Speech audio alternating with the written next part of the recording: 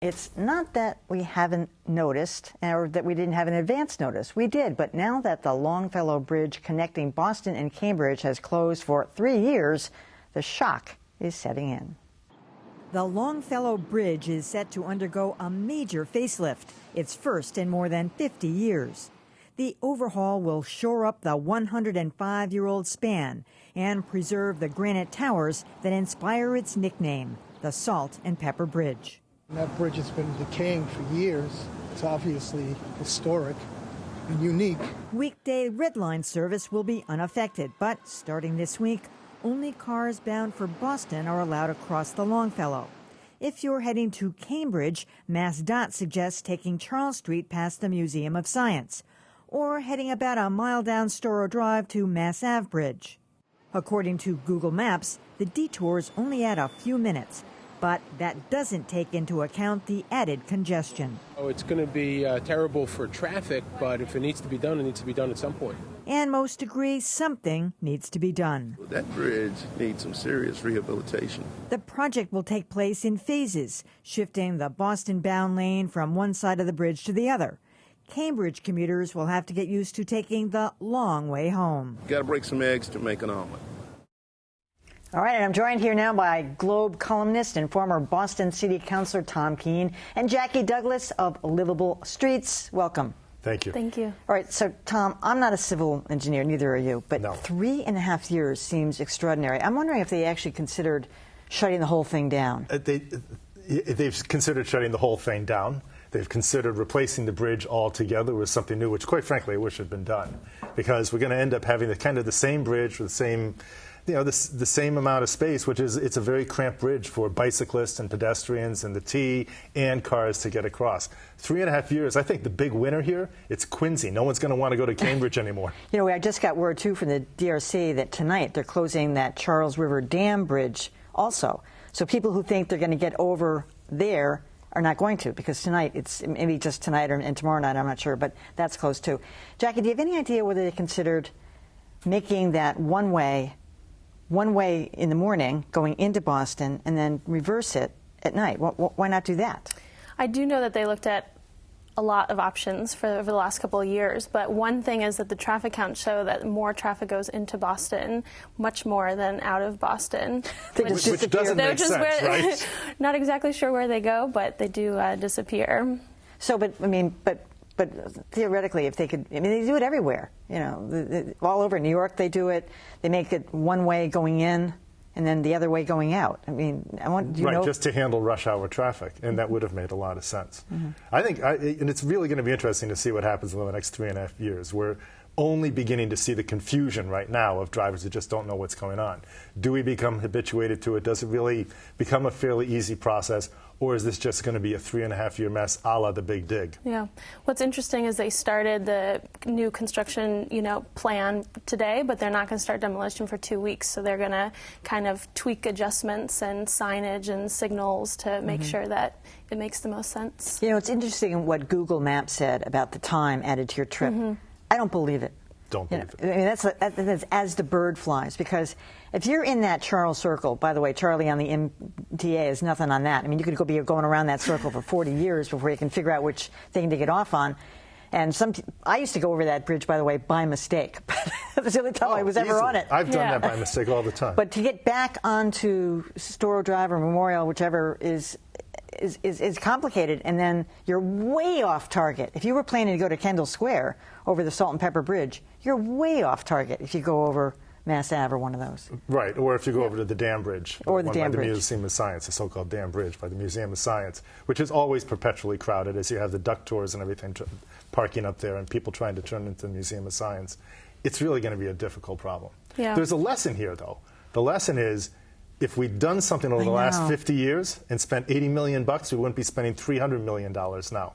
It really is an object lesson and a big mistake. It's true. And the other lesson is public transit. I mean, it's primarily a transit bridge, so how can we improve public transit to get the Red Line running more frequently, to get buses running more frequently, so people have other, good options and choices. All right. Was there consideration of a temporary tube, some kind of a bridge, even a floating bridge, something that took place of this? Do you have any idea? It would have been expensive, but if they could have just taken this whole thing offline, I got to believe it could have been a year or a year and a half as opposed to 3.5.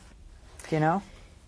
Yeah, it's a great question, and there was a lot of ideas put on the table years ago when we, were part of the, different task forces and public meetings, throwing out different possibilities, and, this is where they, ended up for, within different constraints. It's a great question for State Transportation Department, but I think, now dealing with what we're dealing with, it's like, okay, how can we get creative around, again, busing, and as well as, how they put in a separated bicycle lane and two-way travel for bicycles, and then also keeping the sidewalk open for people, to walk both directions as well. I almost drove off the street last night coming down Store Drive to getting off at Copley. There were so many construction signs, and they're lengthy. You got to read the whole thing and going, what? And one was about the Longfellow. Okay, got that one. But then there was another one about there's bridge construction or that tunnel construction or something. I can never follow exactly. It's easy to read the text on my phone. To sign, right? And there's a lot of construction right now. There's a lot. A lot of us really thought that when the big dig was over, that we sort of were done and the mess was behind us. But and this is tied to the big dig. The fact that the big dig was there, consumed all of our construction dollars for decades, and we really didn't do anything else. And we are now paying for it now. And so, yeah, you can go underneath Boston, but to get to Boston to Cambridge or back and forth is going to be a very difficult proposition. And this isn't the only bridge that has these kinds of problems. It's just the most visible. I know. The Charlestown Bridge is a disaster. Well, is this wishful thinking, Jackie, or has the state kind of lowered our expectations and it really won't take 3.5 years?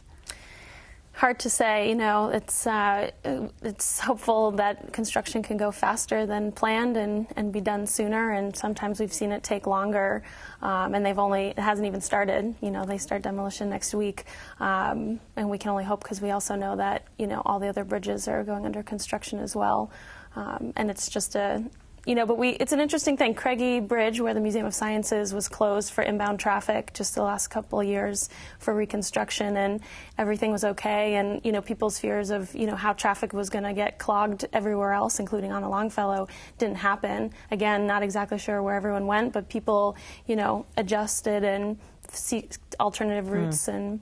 Well, this Harvard Avenue Bridge right over here has been under construction for a year and a half or whatever. That's been a mess. As I fully admitted the other day, I did a U-turn in the middle of it because I couldn't stand it any longer. I know, and I've had that experience too. And by the way, I mean, not to sound the cynic here, but it's not going to take less than 3.5 years. It's not? No way. Yeah. No, we are talking government contracting. Well, yeah, look at the big dig, which was, I made that same point the other day about the big dig, but I mean, this also speaks to the governor's push for the current, taxes and on the transportation bill. Do you think that's valid, Tom? Do you think that should go through as the governor wants it? As the governor proposes it? Absolutely not. I'm with the legislature on this one. I think it's way over the top in terms of what he's asking for. And I think, quite frankly, you'd see a taxpayer rebellion over it.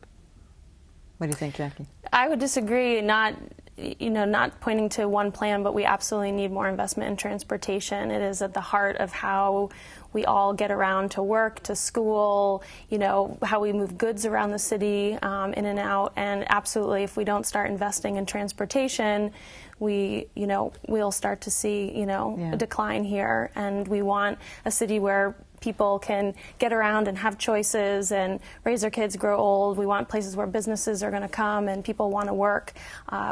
Late night service, for people working outside peak hours. So we absolutely need that transportation investment. It would be short-sighted not to invest in more in transportation. I wonder about that, Tom, just in terms of businesses right now being affected, MGH being affected. They're not thinking, let's just get this going now and get it all done with.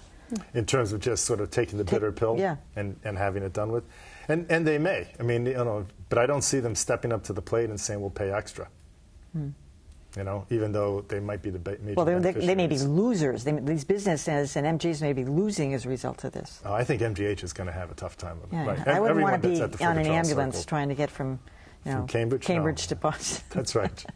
All right, Tom Keene, Jackie Douglas, thanks so much for coming. It's a pleasure. Thank you. All right, we want to hear from you. How will the Longfellow closure impact you? Is it a necessary evil, or should the state find a better way to repair the bridge? Tell us at WGBHnews.org.